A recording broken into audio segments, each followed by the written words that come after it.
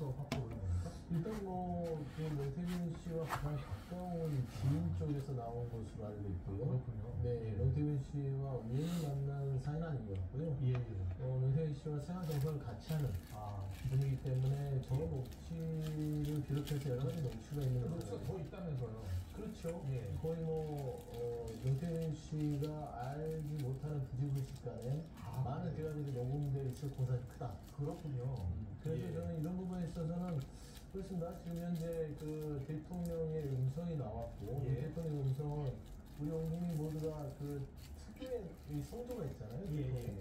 그래서 대통령의 음성이라고 아니라고 부인할 수는 없는 상황이고 저는 늘 국민의힘과 대통령실에서 얘기했던 명태균 씨 사건에 대한 직접적 증거가 있느냐 다 전원이고 누구 강혜경 씨의 전원 아니냐 했던 것들이 오늘 대통령의 음성 공개를 통해서 모두 다 깨졌다. 그렇게 보시는 것 같습니다. 그렇군요.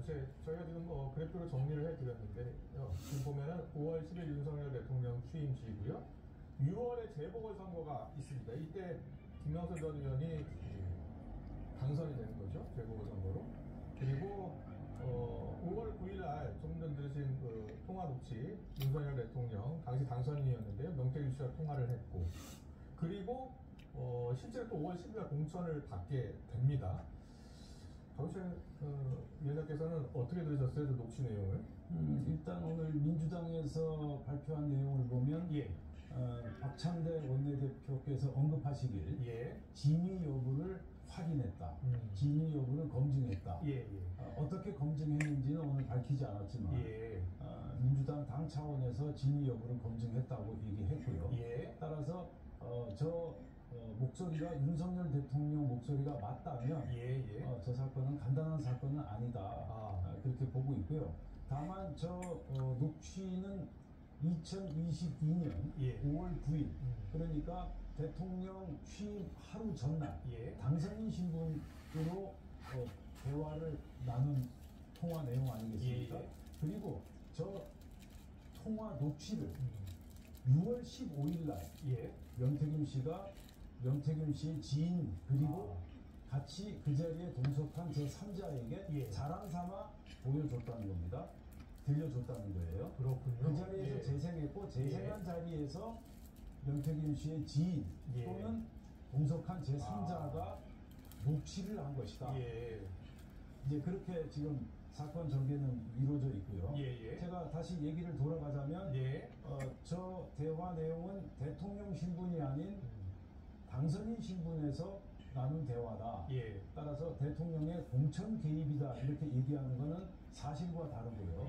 당선인 신분에서 명태균 씨와 나눈 사적인 그런 정치적 의견을 개진한 것이다. 그렇게 볼 수가 있겠습니다. 알겠습니다. 그런데요, 민주당이 지금 공개한 내용을 보면은 명태균 씨가요, 또 윤 대통령과 전화를 끊고 나서 강혜경 씨하고 통화하는 내용이 있는데, 명태균 씨 주장은 윤 대통령하고 통화했고 윤 대통령 옆에 김건희 여사도 있었다는 거죠.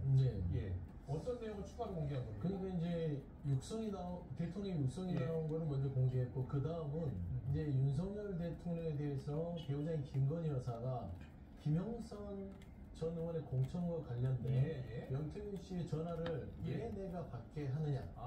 명태균 선생님은 고마운 사람인데 왜 이런 전화를 받게 해서 문제를 어렵게 만드느냐. 명태균 씨 주장입니다. 명태균 씨 주장이죠. 그래서 그렇게 해서 그런 경로로 인해서 본인은 말하자면 대통령 취임식에 걱정하지 말고 오라고 했다 라는 것이에요.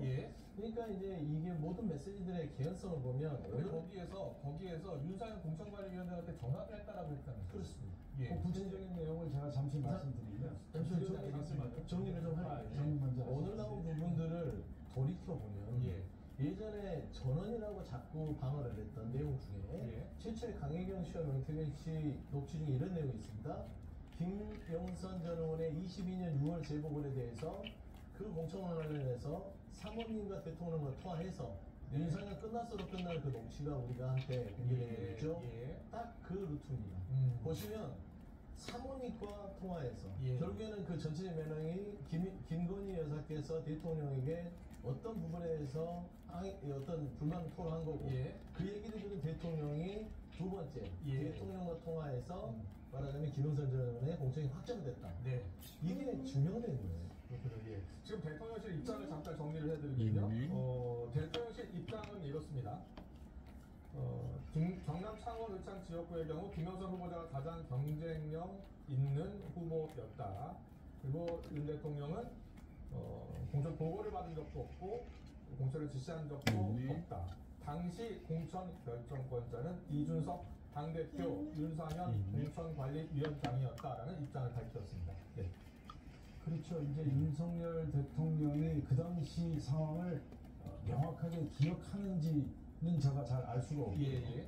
다만 여러 가지 상황을 종합해 보면 명태균 씨가 지속적으로 윤석열 대통령과 김건희 여사에게 김영선 전 의원 공천을 부탁한 건 팩트고요. 예. 그렇게 이제 집요하게 김영선을 공천할 것을 요구하자 윤석열 당시 당선인 입장에서 뭐 좋게 이야기한 그리고 본인의 의견을 얘기하는 그러한 차원에서 대화를 나누었던 게 아닌가 저희가